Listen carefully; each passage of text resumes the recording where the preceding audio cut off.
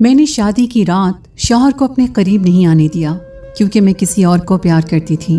میں نے شوہر کو بتا دیا، وہ پینڈو سا تھا۔ میری بات سن کر اس کے ہوش اڑ گئے اور وہ کچھ نہ بولا اور جائے نماز بچھا کر زاروں کے تار رونے لگا۔ مجھے اس پر ذرا بھی ترس نہ آیا اور میں سو گئی۔ ایک دن اس نے میرے ہاتھ میں کچھ کاغذات تھما دیے اور کہا اس کو صبح کھولنا۔ صبح جب اٹھی تو وہ کاغذات دیکھے تو میری جان نکل گئی، میری چیخیں نکل گئیں، کیونکہ اس میں اپنی شادی ہوتے ہی میں گاؤں میں 10 گھنٹے بس کا سفر کر کے پہنچی تھی۔ دلہن بنے رخصت ہوتے ہی مجھے بس کا سفر کرنا پڑا۔ پورا سفر میں نے خاموشی سے کیا تھا۔ گاؤں میں اپنے سسرالی گھر پہنچ کر مجھے میرے کمرے میں بٹھا دیا گیا۔ میں ایک پڑھی لکھی BA پاس لڑکی تھی اور میرے والدین نے میری مرضی کے خلاف میری شادی ایک گاؤں کے کسان سے کر دی۔ میں اپنی قسمت پر پھوٹ پھوٹ کر نہ روتی تو اور کیا کرتی۔ میرے دل میں کوئی امنگ نہیں تھی، بس افسوس تھا، تکلیف تھی، آنسو تھے، غم تھا۔ جب میرا شوہر غلام محمد میرے کمرے میں آیا تو میرے چہرے پر حد درجہ ناگواری سی چھا گئی تھی۔ میں نے اس پر ایک اچٹتی نظر ڈال کر ہٹا دی۔ سفید شلوار قمیض پہنے، اس پر بڑی بڑی مونچھیں، بالکل پینڈو سا لگ رہا تھا۔ مسکرانے سے اس کی بتیسی پوری نظر آ رہی تھی۔ میرے پاس آ کر بیٹھ گیا۔ کچھ دیر مجھے بڑی محویت سے دیکھنے لگا۔ مجھے اس کا یوں دیکھنا بھی برا سا لگ رہا تھا۔ وہ مجھے ایک آنکھ نہیں بھا رہا تھا۔ مجھ سے کہنے لگا میں بہت خوش نصیب ہوں جو مجھے تم جیسی پیاری اور پڑھی لکھی بیوی ملی ہے۔ میں نے اس کی بات سن کر ایک تیکھی نظر اس پر ڈالی اور کہا اور میں بہت بدقسمت ہوں جو مجھے ایک جاہل، گوار اور پینڈو شوہر ملا ہے۔ میری بات سن کر اس کے چہرے کی رنگت بدل گئی تھی۔ کچھ وہ تھا بھی ذرا سا سانولا، اس کے آگے کی 2 دانت بھی ذرا سے باہر کو دکھائی دیتے تھے۔ وہ شاید مجھ سے اس قسم کی کھری بات کی توقع نہیں رکھتا تھا۔ میرے اندر تو پہلے سے زہر سا بھرا ہوا تھا۔ میرے ماں باپ نے میرے لاکھ منع کرنے پر بھی میرے خالہ زاد سے میری شادی کر دی جو گاؤں میں کسان تھا۔ والدین کا کہنا تھا کہ لڑکا شریف اور نیک ہے، کماتا بھی اچھا ہے۔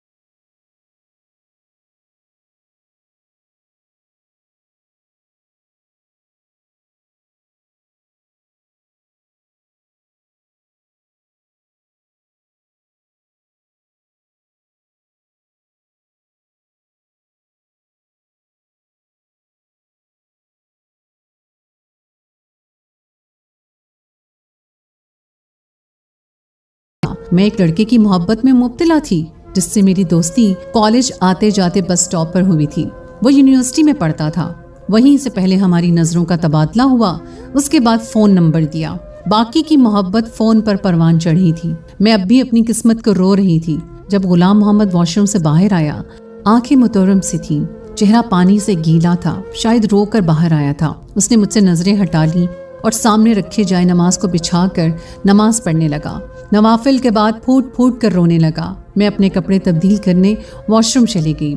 جب میں سادہ لباس میں باہر آئی تو وہ زمین پر چادر بچھائے تکیا رکھ کے لیٹ چکا تھا۔ میں نے بھی شکر کیا تھا۔ میں بیڈ پر لیٹ کر سو گئی۔ بہت سے دن گزر گئے، نہ میں نے غلام علی سے کوئی بات کی تھی، نہ ہی اس نے مجھ سے۔ وہ صبح ہوتے ہی کھیتوں میں چلا جاتا، شام کو تھک ہار کر پہنچتا۔ اس کے مٹی اور کھاد سے گندے کپڑے اور چہرے پر بہتے پسینے کو دیکھ کر میرا جی اوبنے لگتا۔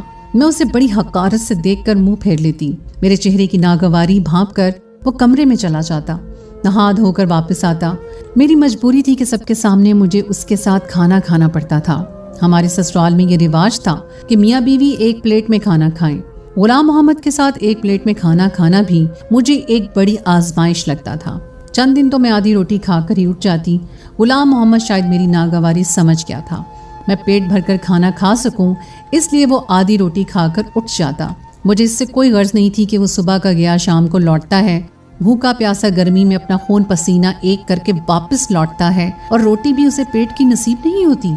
मुझे तो बस अपनी अधूरी रह जाने वाली ख्वाहिशात पर हर वक्त कलक रहने लगा था। मुझे बार बार अजहर का ख्याल आने लगा। मेरे पास जो फोन था वो भी मेरी वालदा ने वापस ले लिया था, और यहाँ बहू बेटियों को फोन रखने का रिवाज नहीं था। जब मुझसे रहा नहीं गया तो मैं सारे लिहाज तर्क करके गुलाम मोहम्मद से मैंने कहा कि वो मुझे अपना फोन दे, मुझे अजहर से बात करनी है।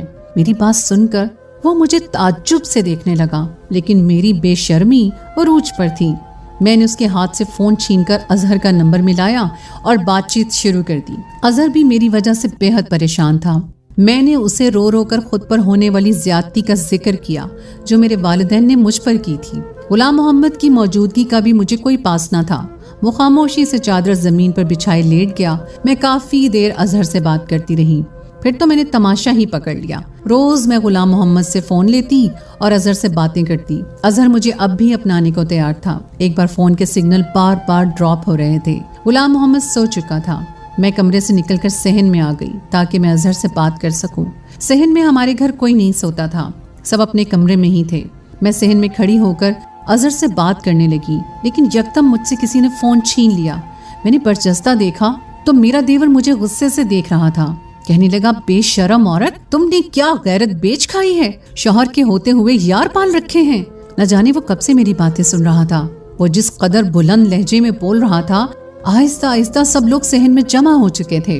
गुलाम मोहम्मद भी आंखें मलता हुआ सहन में आ गया। क्या बात है, तुमने क्या शोर मचा रखा है?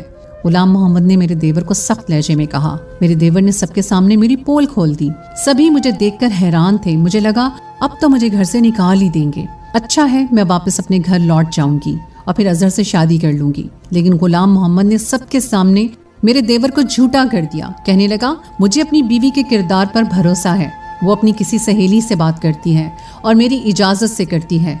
खबरदार जो किसी ने मेरी बीवी पर शक किया या उसके पाकीज़ा किरदार पर उंगली भी उठाई तो। चंद जुमलों में ही सबको वो समझा चुका था। बात वहीं खत्म हो गई, लेकिन मुझे इस पर और भी गुस्सा आने लगा। मैं कमरे में आकर उससे झगड़ने लगी। मैंने कहा, तुम होती कौन हो मेरे बारे में ये कहने वाले? अच्छा खासा मेरा रास्ता साफ हो रहा था। तुम अपने भाई की बात पर एतबार करके मुझ पर इल्जाम लगाकर मुझे निकाल सकते थे। तुम जानते हो कि मैं किससे बात करती हूँ। मैं यहाँ से वापस चली जाती। मेरे माँ बाप को मजबूरन मेरी शादी अजहर से करवानी पड़ती, लेकिन तुम्हारी इन बातों ने मेरी राहें बंद कर दी। तुम मेरा पीछा छोड़ क्यों नहीं देते? मेरी बात उसने खामोशी से सुनी। मैं गुस्से से उसे कह रही थी। वो कहने लगा कि अगर तुम मेरे साथ नहीं रहना चाहती तब भी मैं तुम्हारे किरदार पर गलत बात बर्दाश्त नहीं कर सकता। तुम्हारी और तुम्हारे माँ बाप की इज्जत मेरी इज्जत है। मैं सारे इल्जाम खुद पर लेकर तुम्हें छोड़ दूंगा ताकि तुम पर कोई उंगली ना उठा सके। 2-3 दिन में तुम्हें खुद शहर लेकर जाऊंगा। अगर वो लड़का तुम्हें इज्जत से अपनाने को तैयार है, मैं खुद पर इल्जाम लेकर तुम्हें खाला के घर छोड़ दूंगा और बाद में तलाक भी भिजवा दूंगा। गुलाम मोहम्मद की बात सुनकर पहली बार मैं लाजवाब हुई थी। वो कम तालीम याफ्ता था, अनपढ़ था, बिल्कुल अंगूठा छाप था, लेकिन इज्जत गैरत का मतलब अच्छी तरह से जानता था। न जाने क्यों मेरे दिल में उसके लिए जज्बात कुछ बदलने लगे थे, लेकिन मैंने अपने आप को झटका और अजहर को सारी बात बता दी। वो तो सुनकर खुश हो गया। कहने लगा, तुम शहर में आ जाओ और अपने कजन से तलाक ले लो। हम पहले कोर्ट मैरिज करेंगे, तुम मेरे पास ही रहना। बाद में तुम्हारे माँ बाप हमें अपनाने के लिए मजबूर हो जाएंगे। मैंने हामी भर ली। चंद दिन बाद ही मैं गुलाम मोहम्मद के साथ चली गई। अजहर के बताए हुए पते पर पहुंचकर मैंने गुलाम मोहम्मद से कहा कि अब तुम जाओ, मुझे तलाक भी दे दो। उसके बाद तुम्हारा मुझसे कोई वास्ता नहीं। मैं अजहर से निकाह कर लूंगी। वो कहने लगा, मैं तुम्हारे लिए तलाक के गलीज लफ्जों को मुंह पर नहीं बोल सकता। मेरा ज़मीर इस बात की इजाजत नहीं देता। हाँ, मैं कागजी कार्रवाई कर दूंगा। कल तक इसी पते में तुम्हें तलाक भी दूंगा। ये कहकर वो चला गया। मैंने दरवाजा खटखटाया। दरवाजा अजहर ने ही खोला था। मुझे देखकर मुस्कुराने लगा। मैं घर दाखिल हो गई, लेकिन घर में उसके घर वाले नजर नहीं आ रहे थे। हालांकि वो मुझसे कह रहा था वो मेरे बारे में सब कुछ अपने घर वालों को बता चुका है।